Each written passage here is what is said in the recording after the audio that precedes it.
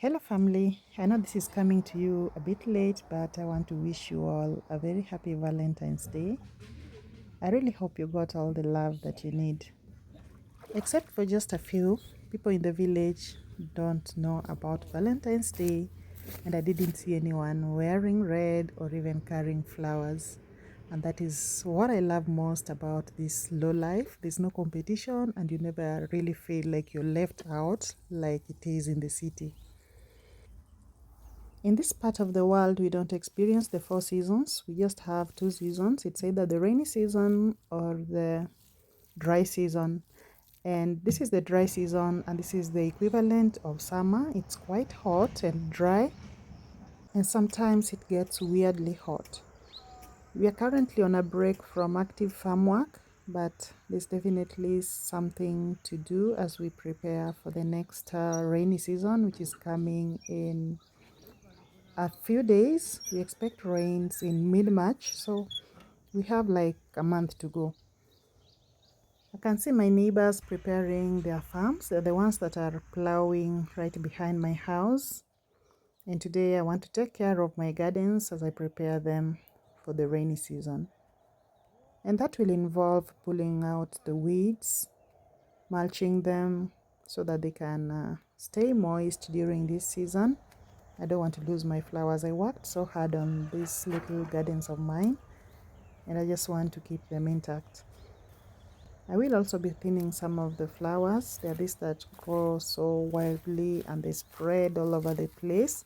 So for those ones, we have to pull out a bit of that particular flower and we leave the rest. I'm today gardening using gloves thanks to Wonodidi, who remembered to carry some gardening gloves for me. But I feel weird. It will take me time to adjust since I've been so used to using my free hands while gardening. I really love touching the soil, and I won't promise that I will be using them every day. My nails and hands are protected, but there's just something about touching that soil with bare hands. Only gardeners will understand. But thank you so much, Wonodidi. This was so thoughtful of you. During seasons like this, if you have any work to do outdoors, then you need to get up very, very early because it gets really hot by mid-morning that you don't want to step outside. Or if you have to step outside, then you have to be just under the shade of a tree. So I came here very, very early in the morning so that I can complete my work by mid-morning because I have lots of work to do. I don't want the rains to get me unprepared.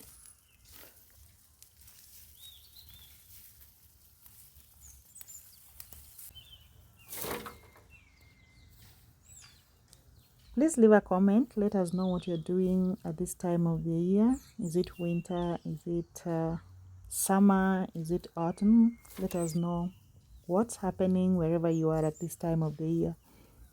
You can see how heavily I've mulched my gardens. This is just to keep my gardens moist. It is so hot. The plants are losing a lot of water, so the only trick is to keep the ground wet so that they still have some water to support their growth. I got some new flowers for my island here. Unfortunately, it's the wrong time to plant, so I've just been watering them and waiting for the onset of rains when I will plant them. And I want to extend this garden. I want it to be a little bigger than it is and then have it move towards the fence so that it touches the fence. I think that will really look nice, but we wouldn't know without trying or experimenting. So once we do it, we shall decide if it looks good or not.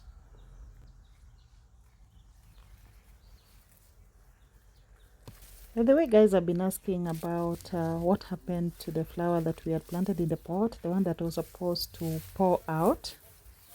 So apparently it did not flower, but it had a lot of seeds which dropped on the ground, and I'm sure as soon as it rains, they're going to sprout. So we shall only wait and see. If it doesn't, then we will have to have a new flower there.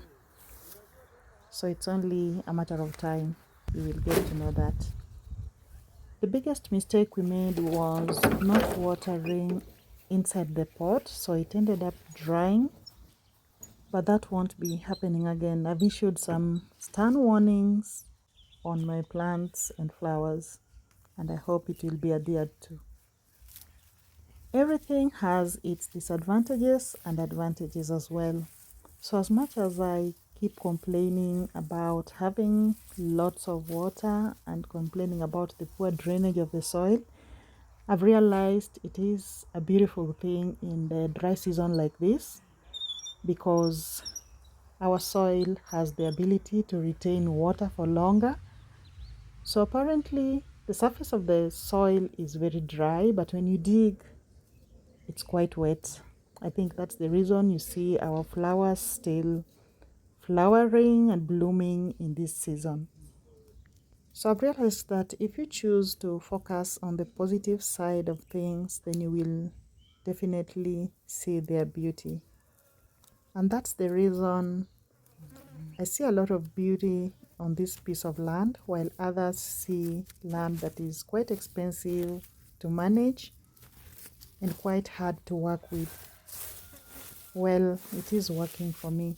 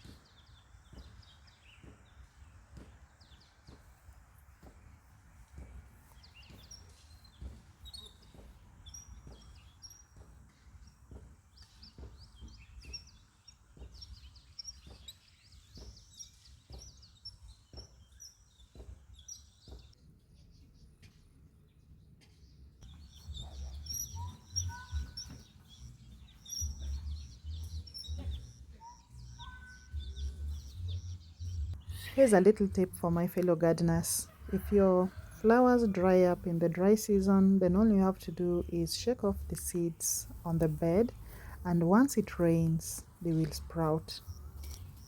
So that's exactly what I do with my flowers that have dried up, so that I don't lose that species.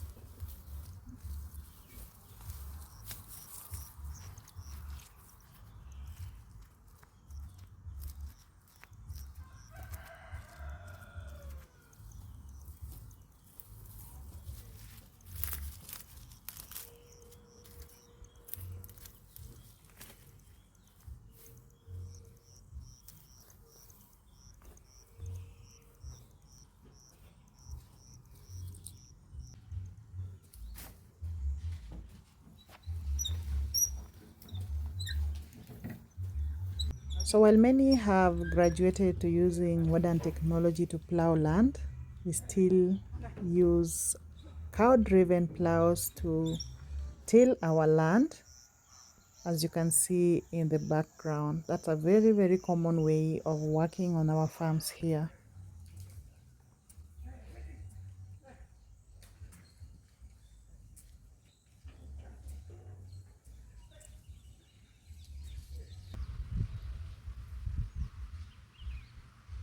My Ugandan friends in here are always very keen on my banana plants. Bananas are a staple food in Uganda, and they really know how to take care of their banana farms. Here we are a bit careless with the trees. All we wait for is the fruit. But I've learned a lot from our Ugandan friends.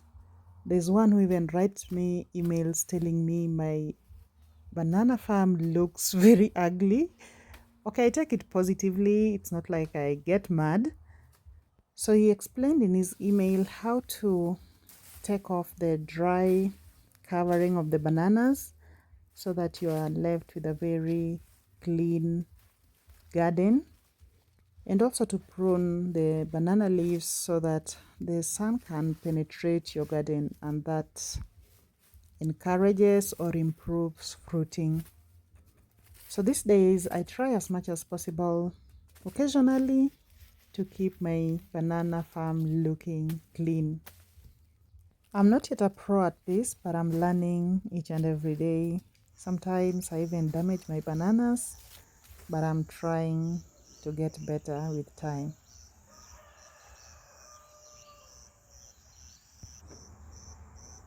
He is very right. Ever since I started doing this regular pruning, I've had a lot of bananas and the farm looks very neat. So you can't have anything hiding in there. So I appreciate all these ideas you guys give me. Here, you learn from me, I learn from you, and we move together. You are witnesses to how often I harvest bananas from this little farm here.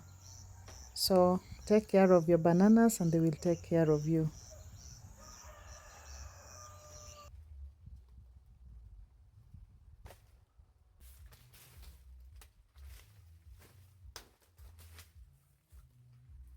The sun is already out in all its might and it is beginning to get very hot, so I just have a few more to go, then I go and rest.